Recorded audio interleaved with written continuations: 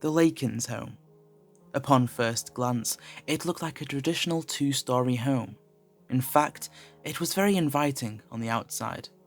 The house had a wraparound porch, white picket fence, well-established oak trees, and cute little flowers dangling in hanging pots. It looked like the normal suburban American dream. That's where the normalcy ended, though. I remember when it first popped up on my radar. It was in the heat of the summer, and that particular day was sweltering. The family that owned it said that it belonged to their deceased grandmother. They didn't want anything in the house and said that I could sell it with all the furnishings inside. It was rare that I even had clients willing to do this, so obviously I had questions. "Gretchen, are you sure you don't want anything from the house?" My words were nothing but sympathetic as I shoved the for sale sign into the front yard. Cool blue eyes stared up at me before averting to the ground. "I appreciate the concern, but the rest of the family doesn't want anything to do with this house, and neither do I." Curiosity swirled around in my head as I glanced at her. Swiping the perspiration that began to bead just above my brow, I silently wondered why no one even wanted to step foot inside. Had her grandmother been really that horrible of a person? "Has anyone come to grab any of her belongings, though? The furniture is fine to leave behind, but what about some of the more personal things?" I questioned. Crossing her arms, Gretchen sort of shuffled in place before saying, "All of that has already been taken care of. We really just want this house off our hands, and we heard that you're pretty good at what you do." A small, understanding smile tugged at my lips. I wouldn't push it any further. I'm sure they had a reason for wanting to get rid of it, and the last thing I was going to do was pry. I was a realtor, after all, not a therapist. "I'll get it sold." Reaching out a hand, I shook hers and offered a few words of reassurance before going about my way. That night when I came home, I kicked my heels off at the front door, tossed my blazer onto the couch, and listed the Lakins house as I sat down at my kitchen table and ate dinner. The only thing that I knew about the woman that owned the house was that she lived alone for about a year after her husband had passed, and that none of her family wanted anything to do with her. For some reason, a part of me felt bad for her. Looking around my own space, I couldn't help but contemplate what would happen with all of my things if I passed. I lived alone, and my parents were out of state. I visited them a couple of times a year around the holidays, but besides that, I didn't have a husband or children to pass anything on to. There was a freedom that came to living on your own, but everyone failed to mention that there was an overwhelming amount of loneliness that came with it too. I was successful, sure, but I didn't have anyone to share it with, and some nights that was an unbearably empty feeling. Being in my mid-20s, it should have been easy for me to find someone to fill that void, but these days, it was much harder than I'd even anticipated. I tried dating sites, but I wasn't half as good at listing myself as I was at listing houses. Cracking open my fridge, I pulled out my favourite cheap wine and poured myself a glass. As I lay in bed, I couldn't help but look over at the empty spot next to me. My hand stretched out and brushed over the spot, the fabric cool and smooth against my touch. Sleep didn't come easy that night, but then again, it didn't most nights. When I awoke the next morning, I shoved my feelings aside and got straight to work. Despite the strange circumstances surrounding the Lakins house, I was sure that this would be an easy sell. I wouldn't have to deal with coordinating with the homeowner to see when they could leave for 30 minutes to an hour so that I could show the house, and from what it looked like on the outside, I didn't think the house would need any kind of renovations. This sale should have been a piece of cake, but I couldn't have been more wrong. Hindsight is indeed 2020. The second I received the key to the house, I was more than excited to see what the inside looked like. If it appeared as good as the outside, I was really in business with this property. When the key finally twisted and the door unlatched, I stepped inside and was instantly confused. Whipping out my phone, I looked back at the seller's text just to make sure I hadn't misunderstood anything. Sure enough, the proof I'd been searching for was staring back at me on my phone screen. This place was supposed to be fully furnished. Instead, it was completely empty. Shrugging it off for the moment, I decided to give the house a walk around. Everything was surprisingly up to date and looked to be in good working condition. Whether it really was would be up to the home inspector though. The light clicking of my heels on the hardwood reverberated all around the empty rooms as I roamed to and fro between each one. The kitchen was spacious, everything that a young family might be looking for. Gorgeous granite countertops, a sizable pantry, double ovens, a large stainless steel refrigerator, and various other appliances. Before I got a chance to really explore the rest of the rooms though, my phone rang. It wasn't a number I recognized, but then again, I didn't think much of it. I was a realtor after all. I had new clients reaching out to me every day. "Hey, this is Eleanor." Holding the phone up to my ear, I waited for a response. "Hello?" Pulling the phone away from my ear for a second, I glanced at the number and then quickly put it back up to my ear when I heard the crackle of static, and then humming? Whoever was on the other end of the line was humming some kind of strange little song. I didn't have time for this. I still had 2 other houses that needed to be shown, a box of cookies to drop off, and some paperwork that had to be signed. Hanging up the phone, I shoved it into my pocket before glancing around the space one last time and leaving. When the last paper was signed for the day, I reclined back in my office chair and looked at the clock with a breath of relief. Switching on the lamp in the office, I straightened up my desk a little bit and dumped the papers that I didn't need into the shred box. Glancing out of the window, I watched as black fuzzy moths circled the little lanterns just outside the real estate office, all of them bathing in its warm, hazy glow. Darkness was beginning to envelop the parking lot, and it had been one heck of a busy day. One of the hardest parts of being a realtor was juggling everything. The first thing I wanted to do when I left that night was to grab some Chinese takeout, take a bubble bath, and binge watch some American Horror Story. Grabbing my blazer off the back of the chair, I snatched my purse and headed out to my car. I was more than pleased that everything ran so smoothly and that I was able to get everything done. My showings went great, and I already had an offer on both of those houses. I was sure those deals would be closed in no time. Both couples were already pre-approved for the loan amount, and the ones that wanted the first house I showed settled on paying the closing costs. It had been a productive day. That was, until I realized that in my hurry to get everything done, I'd taken that call and forgotten to lock up the Lakins' home. The minute my car pulled into the driveway, I threw it in park and raced up to the door with the lockbox in hand. The second my eyes landed on the door, though, I stopped dead in my tracks. The lockbox fell from my grasp, and my hand rummaged through my purse for my taser. The door was slightly ajar, and the same humming I'd heard from that strange phone call could be heard from within the confines of the house. I really didn't have time for this. Cautiously, I used the pointed toe of my heel to slowly kick the door the rest of the way open. The humming I'd heard from before grew deathly silent. There was a strange sense of tension that seemed to be filling the air, almost like a feeling of dread.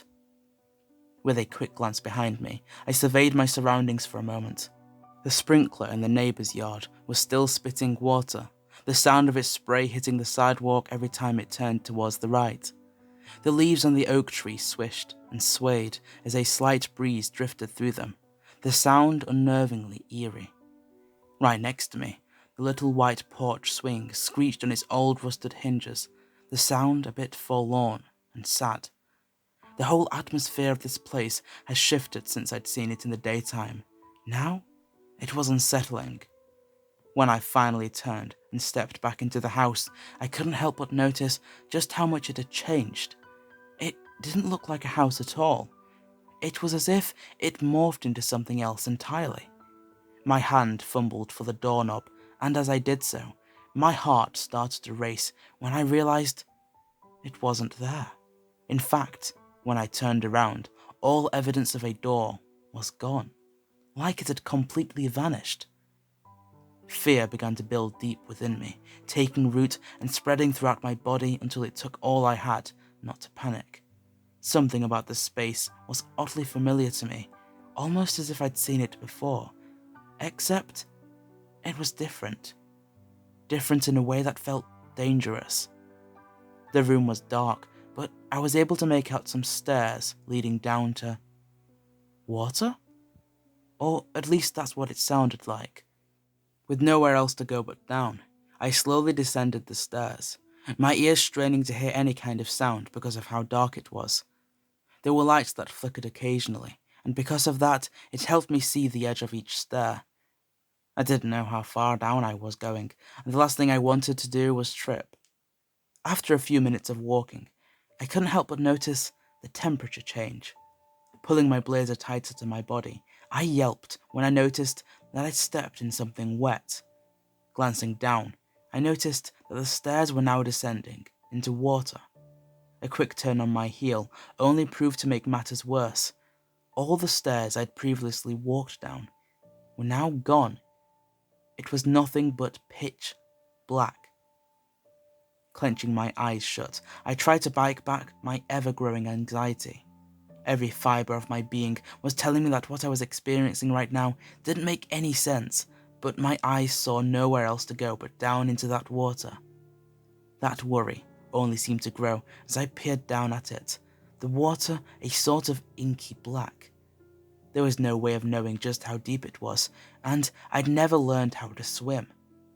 Forcing down the lump in my throat, I tried to push past my fear one step at a time. Kicking off my heels, I stepped down deeper and deeper into the water until it was a little past my hips. A strand of hair fell rebelliously from my ponytail, sticking to the side of my face. As my hand came up to brush it out of the way, I couldn't help the shiver that ran over me as I waded deeper into the water. I tried and failed to steady my breathing, the harsh inhale and exhale of my breaths echoing all around me. My legs trudged through the waters cautiously before I took one more step and plummeted below the surface of the frigid waters. A strangled cry left my lips as I thrashed around, fighting to keep myself afloat, but it was almost as if weights had been tied to my ankles. When I finally sank to the bottom, the need to breathe was so critical that I thought that surely I was going to pass out. My eyes burned, but my lungs burned even more.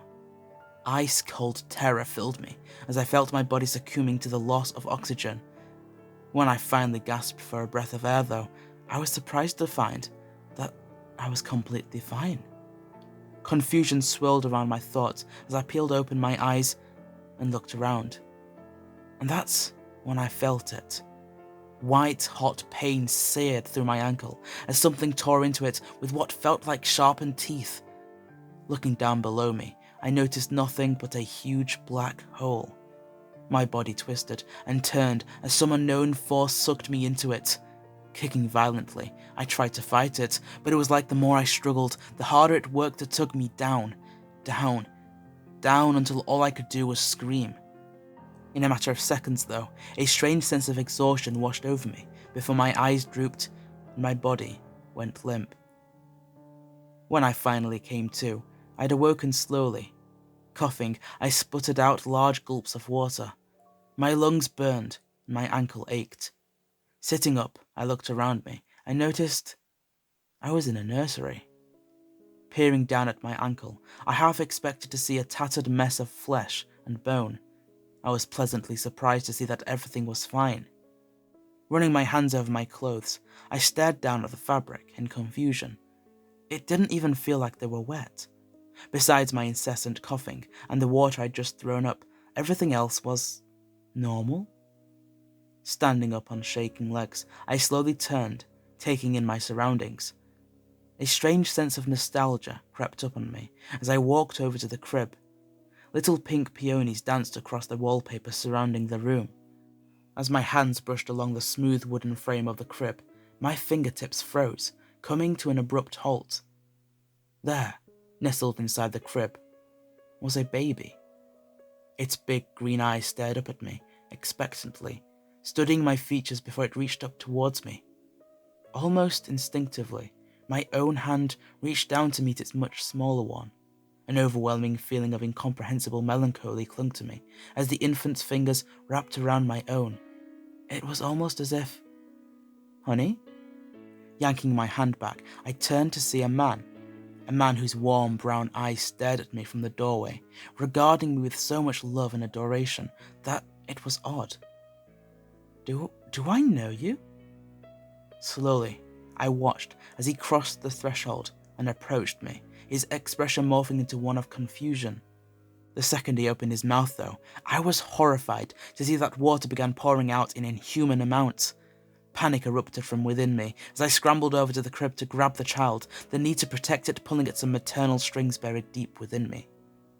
The second I peered into the crib, though, there was no evidence that it had even been there.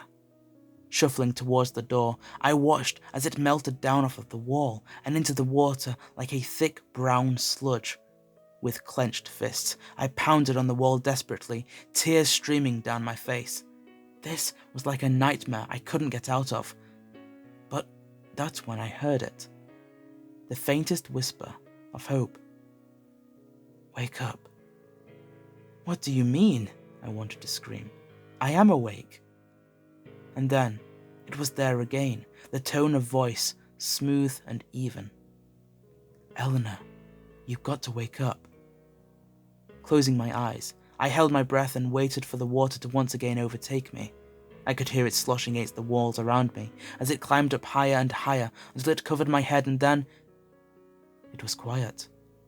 Tumbling backwards, my knees buckled as I fell into the water. When I opened my eyes again, though, everything appeared normal. I was back in the house as if none of that had even happened. Sunlight streamed through the windows and cast shadows on the walls opposite of them.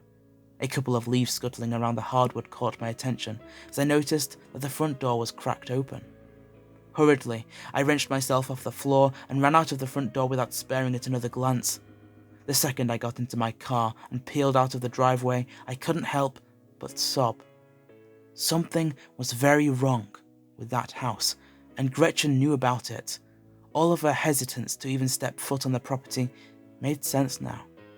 I knew that no one would believe a single inkling of any of this, though, so I did the only thing I could think of. I ran home, changed my clothes, and composed myself. I had to sell this thing. Within a week, I pawned it off to a couple in their 20s. Some part of me felt bad, but another more terrified part of me was just glad to be rid of it. I knew this didn't make me any better than Gretchen, but I didn't know what else to do. I was so shaken up that just washing my hands of that house was the only thing I could think of. About a month later, the couple had been reported missing. Guilt clawed at my insides the moment I saw their faces flash across the TV screen. The house claimed someone else.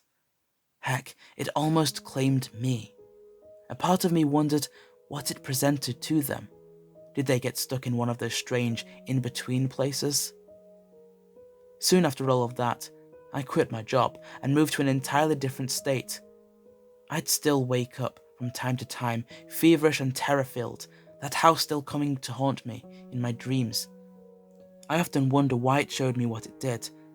I wonder about the man and the child and what it all meant. What I did fail to mention, though, is that when I was 7, I'd nearly drowned. And even though I can't recall what the pool looked like exactly, there was something oddly familiar about all of it, almost like death had felt cheated, and that in some strange way it was coming back to claim the one that got away. So, yes, as silly as all of this sounds, and regardless of whether you believe me or not, I used to be a real estate agent, and after trying to sell a liminal space, I quit.